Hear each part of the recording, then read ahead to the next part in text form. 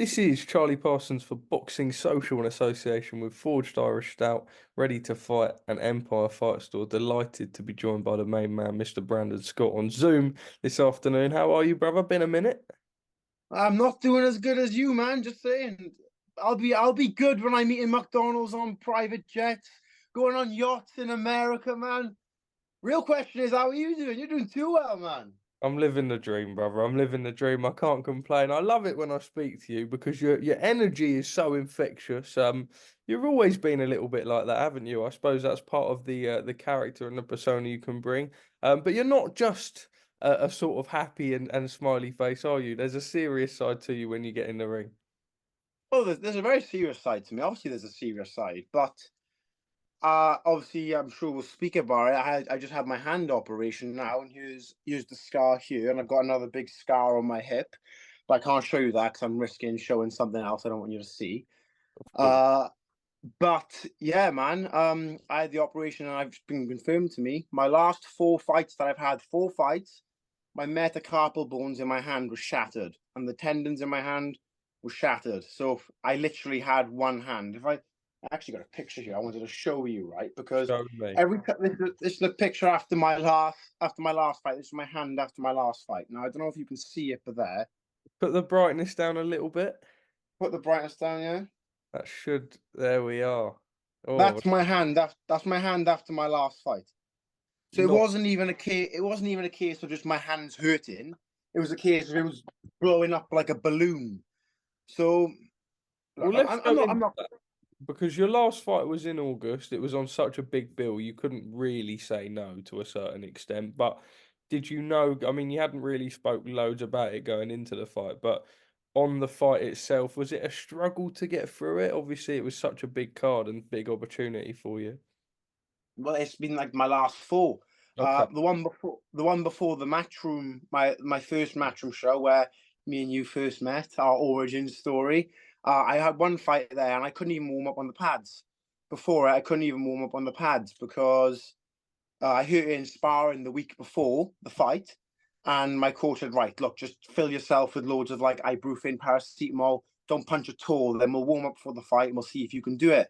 It was actually on the Boxing Social show it was on. And I tried warming up on the pads, and I said I can't. I couldn't even warm up on the pads. My hand was that bad. So I fought with one hand, and then on the Matchroom show, I'm not going to. It was all to get to that Matchroom show, so I had to fight with one hand again. And then I was after that, I was planning on having the operation, seeing specialists all the time. And then they called me for the anti-Joshua card. Now I'd have fought on that hand if I had no arms or legs. There was no way in hell I was not fighting on that card. You'd have to kill me to not fight on that card. My hand went even worse, and I went to see a hand surgeon afterwards, and he said to me, "Because if you kept doing that, probably one more fight," he said, "you'd have had to retire." He said, Wow. "Because your hand," he said, "your hand is." He said, "You haven't had a fight with that hand, have you?" I just looked at him and I said, "I've had four." And you could see he was just, it was a look of like, "You idiot." Yeah. My hand, it was in a terrible state. So save early retirement, the baddest nerd on the planet, has plenty more years left. And I'm not going to go barking, saying what I'm going to do in my next fight, saying I'm going to knock him out. All I'm going to say is, in particular, if you've only seen me fight in my last two fights, just watch my next fight. That's all I ask.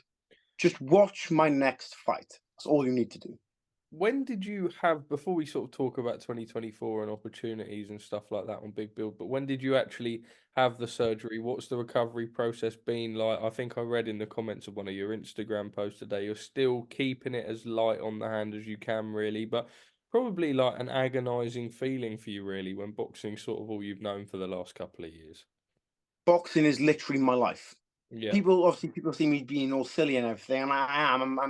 I've got unlimited energy, but boxing is my life. I quit. I used to work two jobs. I used to work in a care home, 9 at night till 9 in the morning, and then I had a plumbing apprenticeship 9 till 5, and then I'd go to the gym after 5. I quit both of those jobs so I could turn pro. I give up a lot for it. So it was almost like when I found out I couldn't fight box for 6 weeks, it was like my life had been taken away from me. Quite literally, I had no life. And there was a week after I had the operation, because they had loads of bone taken from my hip. I couldn't even walk. and that was probably that. The depression I had that week was insane because I love drawing in my spare time. Like there's one I'm doing here now. I'm doing Darth Vader Oh versus wow, a Star Wars drawing there. I drew my last one. I did a SpongeBob one. that's my thumbnail. That's the thumbnail, SpongeBob. You've actually helped me out there. But like, I couldn't even draw because my hand was in the cast. I couldn't do anything. But now I can walk, I can run, I can hit the pads. But you want to see something funny? I don't know what's going on with my hand, but it's stuck like this. When I make a fist, closes. Straight hand, closes. In the middle, I can't. Can you go like that though? No, What? I can go like this, and anything down like that, close. How I'm like, do you go about like grabbing things? And surely you're not. Charlie, I'm like a fucking lizard. I can't pick anything up. It was like the other day, right? Surely it ain't gonna be like that moving forward though. For the rest of my life, I think. What? It's not going to affect my boxing because, honestly, because like, I I'll hope give you you an make it, example. big man. I pity my future wife or my future Oh, it girlfriend just so worked. bad. It worked. You did that. Ah, What? you No, do it. it's I can't like honestly like it's there. That is. I brought a cactus back from Arizona, yeah, when I went to watch Sonny Edwards fight, and I dropped all the little rocks out of it, and I went, oh no, and I went to pick it up, and there was a hole there, and I just watched it all fall through my hand, like that for the rest of my life. So it's like Spock. You might not know Spock from Star Trek. He does that. Well, yeah, that's You me. are that person now. I'm now him. Let's talk a little bit about a trip that you had. Wow, fantastic. Did you have that Yeah. lined up for me? This is I've got this saved. Okay, so you're fiddling with the options on the Zoom. I love it. Um, Yeah, right. Hell yeah. talk to me about. I think it was to Paris, a little trip that you had recently. It looked like you were having the world of fun. I know Isaac Chamberlain went. I think there were a few MMA guys. You have to educate me because it's not really my field, MMA, but it looked like you were living the dream for a couple of days, Brandon. Oh, I can tell you like a funny story about that. We got called out to Paris because obviously, thankful to God, I am now sponsored by the best brand in combat sports in Venom. It's a dream come true, and we got taken to Paris to do a content shoot. And there was me, Isaac Chamberlain, and there was a couple of UFC fighters. Now, one of these UFC fighters was called Muhammad Mokaev, who I didn't know at the time was a Dagestani legend who was basically trained by Khabib. I didn't know this, and you know how stupid I am. Yeah. Isaac knew this. Chamberlain knew this. He says to me, Brand, we're in a restaurant. I've met Mo about 15 minutes ago. I don't know who he is. Isaac goes, Brand, you wouldn't choke him. You wouldn't run up and choke him. I looked at him and went, what? Because you wouldn't choke him. I went, hold my beer. I run up, Mo's leaving the restaurant that we just came from. I run up to Mo and I get him in a headlock and I'm like, choking him like this. And he's like, what's going on? I'm like, choking him and he starts laughing. And I was like, and he just moved me. And then I'm just constantly giving him, sorry, I gotta go back to that. I put it on my Instagram and everyone's replying to me, you're stupid. He could have killed you. You know who he is. You know who he is. He could have killed you. I was like, no, who is he? And then the next day, after I found out who he was, a UFC wrestling Dagestani legend, I'd been chatting so much shit to him. He said, No. brother, in that fucking accent, brother, let's wrestle. Come on, let's wrestle, brother. And I'm like, you know what? Come on, man. Let's have it. Let's see how good you really are. He mauled And you. the videos were on my Instagram. He tapped me twice in 9 seconds. Yeah, that doesn't surprise me. I said to him, usually, Mo, I'm not proud about lasting 9 seconds, but with you, I'll take it. On that instance, you take it. I'll take it this one time. Looking forward then to 2024. We know managed by Lee. Big up Lee Eaton. You just want to be on the biggest cards possible. I think it's quite refreshing your story actually, because although, and you'll probably admit this, you are a little bit like Marmite, and not everyone is gonna like you. The reason that you got signed is because you have this infectious personality, and you look at these shows, and it was the Cordina show, and people like Eddie and Frank, they want to sort of look at these people, and they're like, where is the new in this all? As he puts the pirate hat on, and the new for you was making a scene and making your name heard, and everyone thought the press conference was brilliant. You then put on a spectacle for the Joshua card. Moving forward to 2024, lots of activity once the hand is healed, Mr. Inspector, and just more of the same, having fun with it all. Well, here's the thing, right? Here's the thing. I'm going to leave this on for a second. The first Matchroom card, no one really knew me. I started doing all this, and I started to divide a little bit, right? You said it there. I don't like blatantly pointing out the fact that some people love me, some people hate me, but I get I get a fair bit of stick, and I get a lot of really good messages. But it was the Joshua card. You interviewed me after that fight, and it was that infamous press conference that went down like a lead balloon and gave me the nickname David Brent. We love it though. That's the thing, but it's not. I'm having fun doing that. Honestly, it's like, I still struggle to watch that back to this day. To this day, I struggle back. I watch it and I'm like, you know what I mean? Big cringe. But a big cringe. Oh Jesus Christ! I said big, B-I-G. Oh, big, yeah, big cringe. But it's funny. I don't care. But I seen you interview Eddie, and you said there's a bit of a misunderstanding, and you said to him that I was getting bullied online, and I said this. I didn't mean like that. I said the reason why I can do it is because when I was younger, I don't know if you've seen, I used to be like extremely obese, and I have Tourette's, so I was easy pickings. I used to get really badly bullied when I was younger. I used to get really badly bullied. And I was getting taken to the doctors, and they would take my blood pressure, and it was like a really big concern of how overweight I was. It was affecting my health really badly. That's why I started boxing. So I think I'm convinced to this day that's the reason why I can do all the silly things I do and not really care what people say. I find it quite funny. Like, do you remember when I messed up the flip in the Cordina fight? Yes. Oh. Now, most people, especially being at 19 at the time, all the pressure on them, it would have crumbled them, wouldn't it? It would have crumbled them. Now, me, I just failed the flip. All the eyes were on me. That sort of thing, right? Yeah. You have to embrace that sort of thing, right? It's gonna come. You're gonna have stuff like that. Not everything's gonna go perfect. I got it. And if you watch the fight back, I laughed. I walked over to my coach Gavin, and I said, I can imagine I'm getting ripped a new asshole online. I said, that's all I said. I laughed. I got on with the fight. It was fine.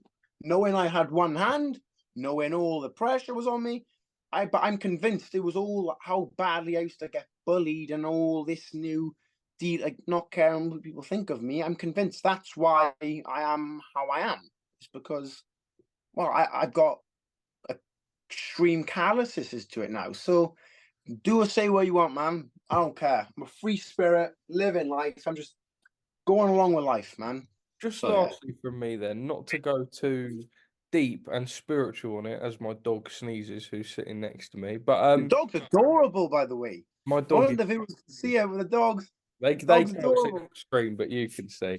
I think like it's important that you can actually share a message in that, right? And that sort of what you've gone through and the hurdles that you've had to overcome as such, and sort of channeling that into your weight loss. You get like Tourette's as it is, and then sort of being bullied, being overweight and stuff like that. You must look back and be immensely proud of yourself, one, but two, also like what people go through in school and stuff doesn't define them, and you know, you've come on leaps and bounds, and I suppose a younger version of you would probably be, you know, when on the more serious side, Brandon, you probably do sit there and reflect and think, you know what, I've done well for myself. You know, the younger me would have been really proud to go on to what I'm doing.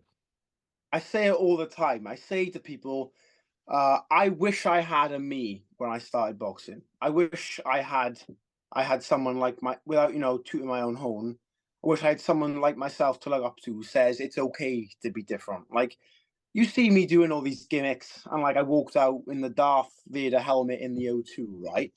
Now, I want to show you quickly. This is my room. now, yeah? My bedroom. It doesn't get any more unfiltered than this. I've got my nerd corner. You probably can't appreciate it, right? But there's just so many collectibles and Iron Man helmets and toys and all this. You've seen my drawings. You go over here. Well, there we are. Look at this. My lightsaber. I don't know what thumbnail I'm going to use, mate. I was about to say, another thumbnail ready? There's the helmet up there. It's in the middle of my room. And then I've got all my boxing memorabilia down to the gloves I used on my debut, to everything. I'm a very, like, I don't want to say quiet person, man. It's like when I'm not around boxing and when I'm not like around fight weeks and stuff, I'm really like, I'm a bit of an introvert. I like to just be on my own, do my drawings, watch TV, collect my things, chat to great people like you. This is what I like to do. And there's nothing wrong with that. If you want to do anything you want to do, man, don't let anyone hold you back from what you want to do. Most people, I find, they're spectators in their own lives. Do you know what I mean? It's like they're doing what everyone else says. And me, on the other hand, I want to do this, so I'm going to do this. Good on you. Good on me. Exactly. Well, People. I was just going to say, well, Brandon, I have certainly, on a more serious note, it's lovely to hear the journey. And I think everyone in boxing reiterates how proud they are of you, mate. And we look forward to 2024. If I gave you one final message at the start of the year to people listening, whether it be a word of advice or whether it be something that they can carry moving forward, what would you say to them? Just be you. Be you. Have fun. Take it serious, man. You want to wear cartoon clothes, you wear cartoon clothes. You want to split some opinions and potentially make yourself look like a cringy kid wearing a Spider-Man suit, making fun of Anthony Joshua's Corey, as you say in England. You do that. Do what you want to do. Have fun. Well, Brandon, man, and thank you for speaking to us at Boxing Social. We need to think of a new advert for freebets.com.